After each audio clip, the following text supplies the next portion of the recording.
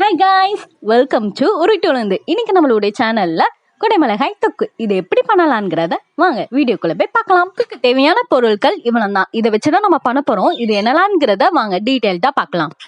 இதுக்கு தேவையான மசாலாக்கள் 2 ஸ்பூன் சாம்பார் தூள், 1 ஸ்பூன் வத்தத்தூள், 1 ஸ்பூன் மல்லித்தூள், 1/2 டீஸ்பூன் மஞ்சத்தூள், தேவையான அளவு உப்பு, கொஞ்சோண்டு புளி எடுத்திருக்கேன். அதாவது 5 கிராம் இருக்கும். 5 கிராம்ல நான் புளி எடுத்து அதை கொஞ்சம் ஊற வச்சிருக்கேன்.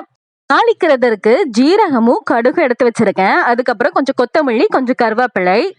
இப்போ 200 கிராம் கொடைமிளகாய் எடுத்திருக்கேன். அந்த கொடைமிளகாவை நல்லா சின்னதா கட் பண்ணி வச்சிருக்கேன். அதே மாதிரி 100 கிராம் பல்லாரி எடுத்திருக்கேன், பெரிய வெங்காயம், அதையும் நல்லா பொடுசா கட் பண்ணி வச்சிருக்கேன்.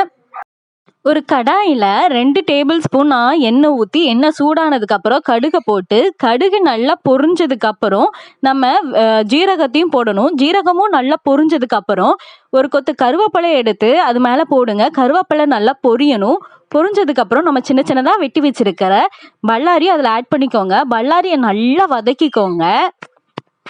பல்லாரி நல்லா வதங்குறதுக்கு இப்போ ஒரு 2 சிட்டிக்கு உப்பு போடுங்க. பல்லாரி வதங்குறதுக்கு நீங்க உப்பு ஆட் பண்ணீங்க அப்படின்னா சீக்கிரமா உங்களுக்கு வதங்கும். அது மட்டும் இல்லாம பல்லாரியில உப்பு சுவை கொஞ்சம் உங்களுக்கு இருக்கும். அப்போ அந்த கிரேவி ரொம்ப நல்லா இருக்கும். இந்த டிஷ்ஷுக்கு பல்லாரி நல்லா கோல்டன் ப்ரௌன்ல வதங்கணும்னு அவசியம் இல்லை. இந்த டிஷ்ஷுக்கு லைட்டா வதங்கினாலே போதும். இந்த ஸ்டேஜ் நம்மளுக்கு கரெக்டா இருக்கும். இப்போ கட் பண்ணி வச்சிருக்கோம்ல கேப்சிகம், அதையும் இதுக்குள்ள ஆட் பண்ணிக்கலாம்.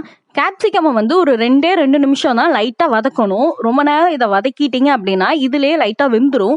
அப்போ இதுக்குள்ள நம்மளுக்கு புளிப்போ உப்போ உரைப்போ எந்த ஒரு சுவையும் இதுக்குள்ள இருக்காது. அதனால நம்ம 2 நிமிஷம் லைட்டா அந்த வதக்கிக்கலாம். அதுக்கப்புறம் நம்மளுடைய மசாலா ஆட் பண்ணோம்னா இன்னும் நம்மளுக்கு அந்த மசாலா எல்லாம் அந்த வேகமிச்சுலேயே அதுக்குள்ள இருக்குமா, ரொம்ப நல்லா இருக்கும்.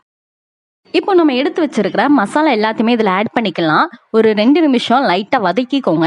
எதுக்குன்னா மசாலாவில் ராஸ்மெல் இருக்கும், அதை போகணும். அதுக்காக ஒரு 2 நிமிஷம் லைட்டாக வதக்கிக்கோங்க. இப்போ நம்ம கரைச்சி எடுத்து வச்சிருக்கிற புளியை இதில் ஆட் பண்ணிக்கலாம். நல்லா வடிகட்டி ஆட் பண்ணிக்கோங்க.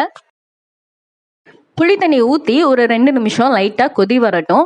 அதுக்கப்புறம் நம்ம 100 ml தண்ணி எடுத்து வச்சுருக்கேன். அந்த 100 ml தண்ணியை இதில் ஆட் பண்ணிக்கோங்க. எதுக்காகனா கேப்சிகம் வேகணுங்கிறதுக்காக நான் 100 ml தண்ணி ஊற்றி அதை மீடியம் ஃப்ளேமில் வச்சுருக்கேன். அது எனக்கு ஒரு 15 நிமிஷத்தில் சாஃப்டாக வெந்துட்டு, இது உங்களுக்கு சீக்கிரமாக வேணும்னா 200 ml தண்ணி ஊற்றி அதை ஃபுல் ஃப்ளேமில் வச்சிங்க அப்படின்னா உங்களுக்கு சீக்கிரமாக 10 நிமிஷத்தில் உங்களுக்கு வெந்துடும். இந்த தொக்கு சாம்பார் சாதத்துக்கு, சப்பாத்திக்கெல்லாம் சூப்பராக இருக்கும். ட்ரை பண்ணி பாருங்க. இப்போ நல்ல தண்ணியெல்லாம் சூப்பராக வத்திடுச்சு. இந்த ஸ்டேஜில் நம்ம வெல்லம் ஆட் பண்ணணும். வெல்லம் எதுக்காக அப்படின்னா டேஸ்ட்டை என்ஹான்ஸ் பண்ணி கொடுக்கும். அதுக்காக நம்ம வெல்லம் ஆட் பண்ணுறோம். இப்போ நம்ம ஆட் பண்ணி இருக்கிற வெல்லம் லைட்டாக கரையணும். அதுக்காக லைட்டாக வதக்கிக்கோங்க.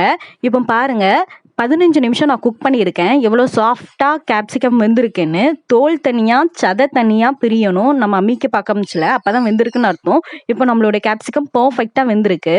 இப்போவும் கொத்தமல்லி இலையை மேலே தூவி நம்ம ஸ்டவ் ஆஃப் பண்ணிட வேண்டியதான். நம்மளோட குடைமிளகாய் தொக்கு சூப்பராக ரெடி ஆயிடுச்சு. இதை நீங்களும் ட்ரை பண்ணி பாருங்க. சுவை வாயில நாட்டியமாடும். உங்களுக்கு இந்த டிஷ் பிடிச்சிருந்ததுன்னா லைக் பண்ணிடுங்க. இதே மாதிரி உங்களுக்கு நிறைய டிஷ்ஷஸ் வேணும்னா கீழே கமெண்ட் பண்ணுங்க. அதுக்கப்புறம் மறக்காம சேனலை சப்ஸ்கிரைப் பண்ணிடுங்க. தேங்க்யூ.